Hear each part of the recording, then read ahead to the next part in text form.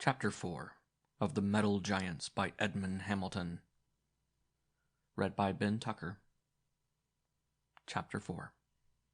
The sun had slipped down very near the horizon when a sudden jangling of bells ran through Stockton, hurried, confused.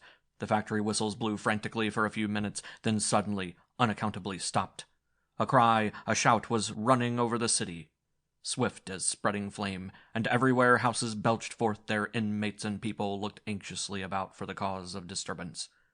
And then they looked up to the hills and saw their doom. For on the heights around Stockton, in a great circle, stood a score or more of gigantic shapes, silent, motionless.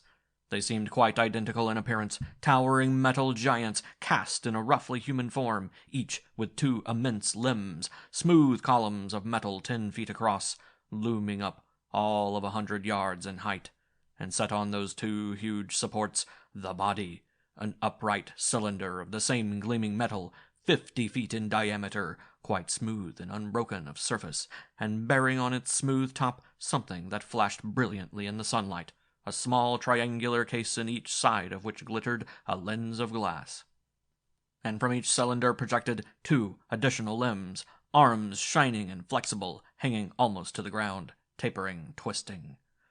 The bells had stopped ringing, and in thick, stupefied silence the people in the streets gazed up at the metal giants who surveyed them in equal immobility and silence. Then from one of their number sounded a weird call, a harsh, wailing sound that rose to a high-pitched scream, and at that signal all of the things began to stride swiftly down to the city, the mighty limbs whirling out and crashing down in steps of unbelievable length, buckling and straightening and whirling out in another step. Rapidly, inexorably, they closed in on Stockton, a diminishing, tightening circle. That stunned moment of sheer astonishment fled, and a vast, hoarse bellow sounded, the mad shout of thousands of panic-stricken people. Down the streets raced careering autos, ripping through crowds of hapless pedestrians, driving into the mass of tangled wrecks that blocked every corner in a few minutes.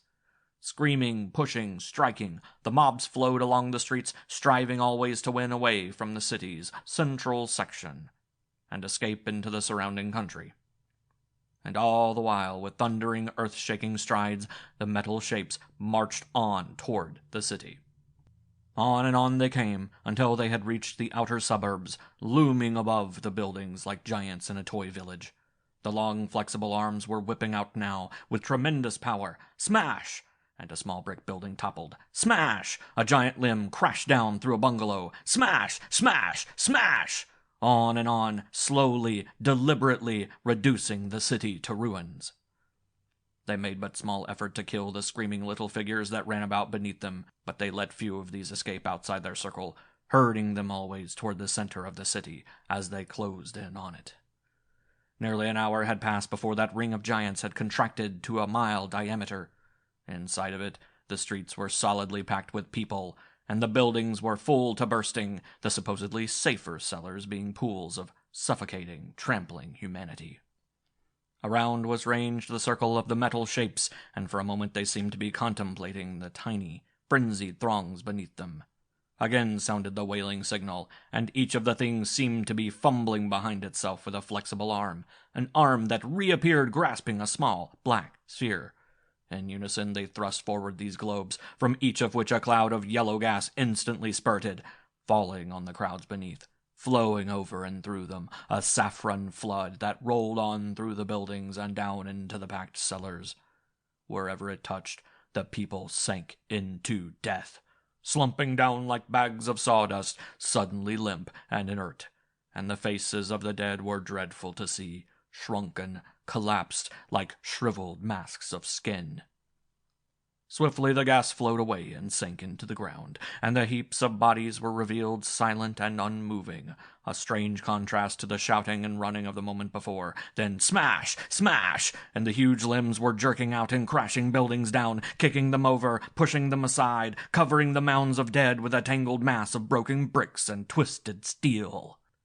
The metal giants strode away, here and there crushing a building, uprooting a track, moving toward the eastern end of the valley, whose inhabitants had seen and were fleeing in terror.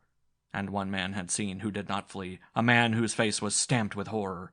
It was Lanier, and from his distant hilltop he looked down on a mass of broken ruins whereon, hour before, had been a bustling city.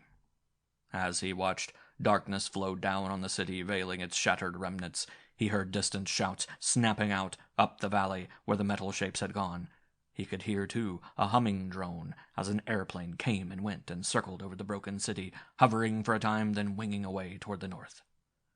For some minutes he continued to peer into the deepening darkness, then rose stiffly from his crouched position and stumbled back into the forest, moving as a man in a daze. His brain held but one thought, his lips uttered but one word.